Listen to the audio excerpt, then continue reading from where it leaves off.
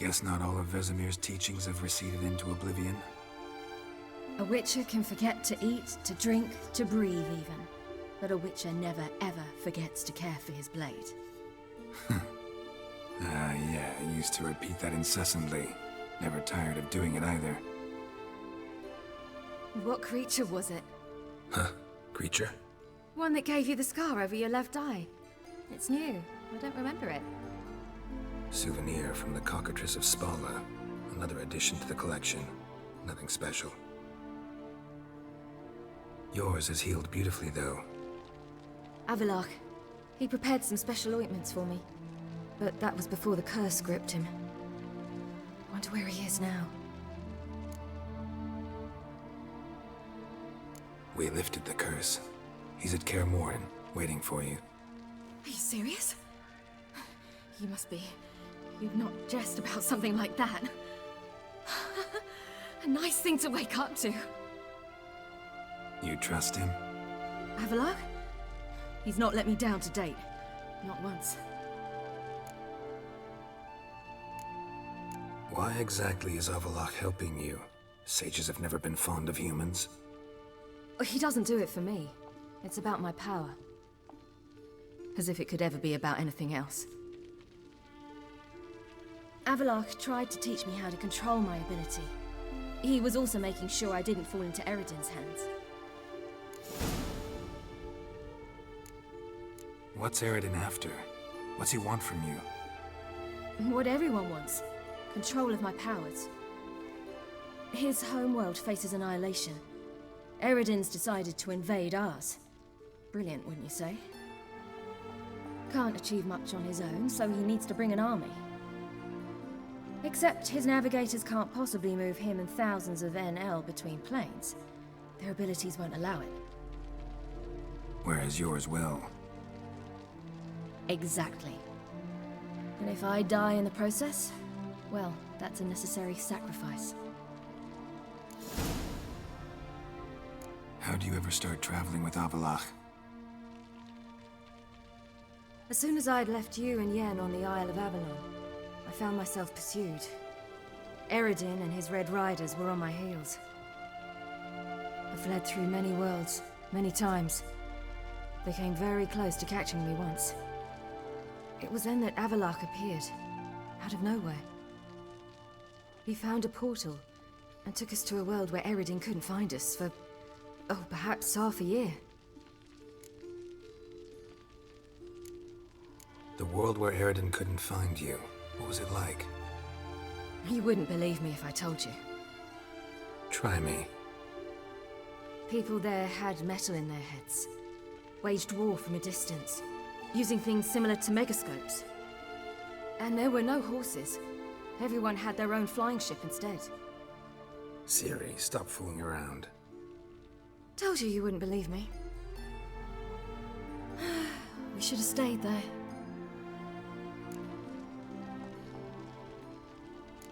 So why'd you return? I thought the hunt had lost my scent for good. I thought I was safe. Besides, I wanted to find you. You and Yennefer. You were looking for us, we were looking for you. Times I thought you were just a step away. Other times, felt like I was going around in circles. I'm not surprised. There were times I fled pell-mell headfirst and forward.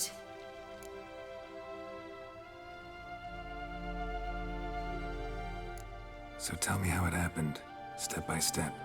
Eredin located us mere moments after we landed on Skellig. Soon after, he and his riders surrounded us. I thought it was over, the end. Turned out Eredin had other plans. He produced the phylactery, uncorked it.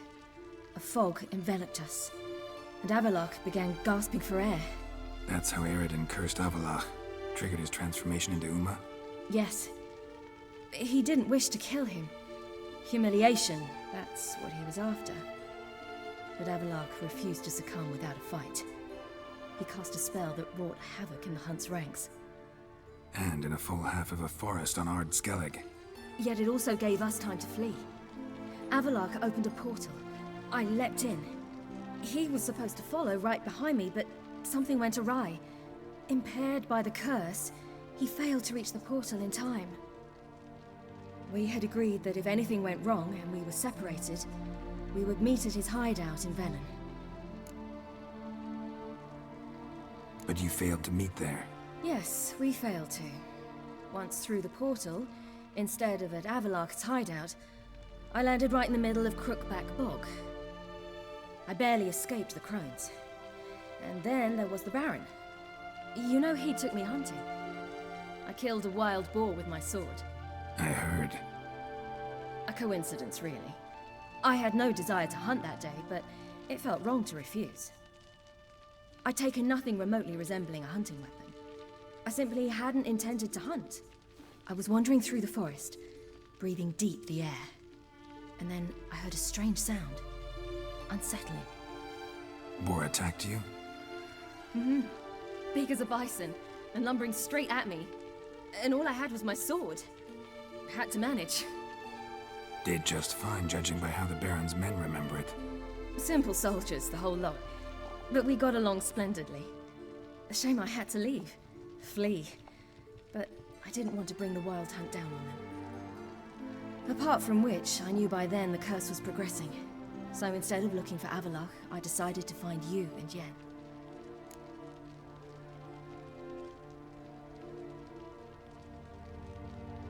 So how'd you even meet a man like Whoreson Jr.? You and Yennefer were nowhere to be found, and I needed someone who could fix the phylactery. No ordinary craftsman would do.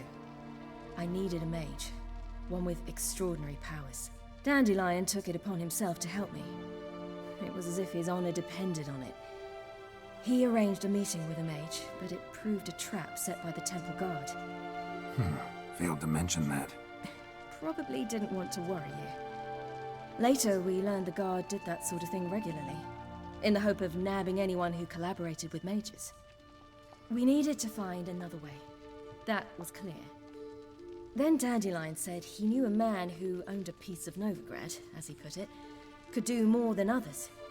He was certain to know someone who could fix the phylactery. Whoreson Jr. Mm-hmm. I suspected it might not be the best idea, but I was desperate. I had no choice. You suspected right. Whoreson was not the ideal partner in crime. Damned simpleton got it in his head that we cheated him and kidnapped Dudu. Who you promptly freed only to have to flee to Temple Isle. Great idea. We hadn't planned it. Had no time to consider. We just bolted. I didn't even realize the guardsmen were driving me into a trap. Suddenly there I was, and I knew I had to disappear. At once. And that's when you landed back in Skellige. The shore of Hindisfjall. The first pleasant place that came to mind. Hjalmar and I used to swim there. Wait, so you actually wound up there by accident? I thought you and Avallac'h had arranged something. No, he simply sensed me use my power. Just as Eredin can sense where I am, where I travel.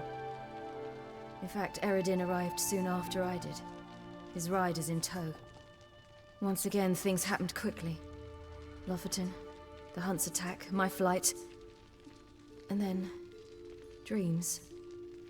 Just dreams.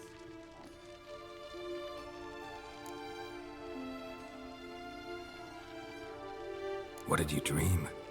I've had nothing but nightmares lately. Pretty horrible. Likewise, for the most part.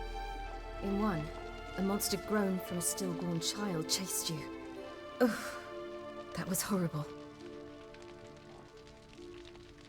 Had a few nice dreams. For example, in one we sat around a fire, drinking good wine, and all around people danced and laughed. I like that one a lot better. Me too. But these dreams, and the others, ended in some tower. No matter what I dreamed, in the end, I would enter a tower. Recognize it? Know where it might be? Not sure. I don't think so, but there was something familiar about it. And something terrifying. The tower was stark and dead. But at the same time, I felt I had to enter it. Did you? No. Dreams all ended with me searching for the entrance. And the last time, instead of the tower, I saw your grizzled face. If not for the scar over your eye, I'd have thought I was still dreaming.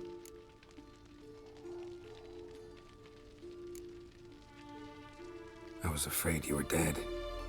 Found some dwarves here.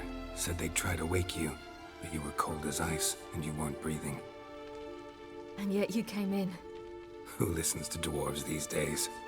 Speaking of which, they're probably getting antsy. We should go. Got a boat on the beach. Once we land, we'll head for Kaer Morhen. On horseback. Right. Conventional means of travel. They're just better.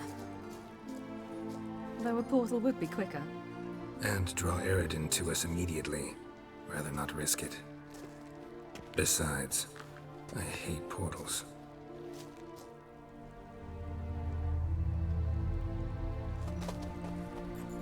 Damn.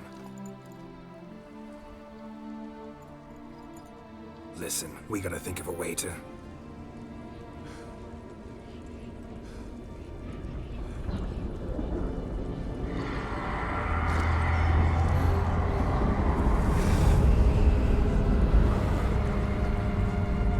get us out of here. They'll know where we've gone. They'll know how to find me. They already do. Ciri, take us home.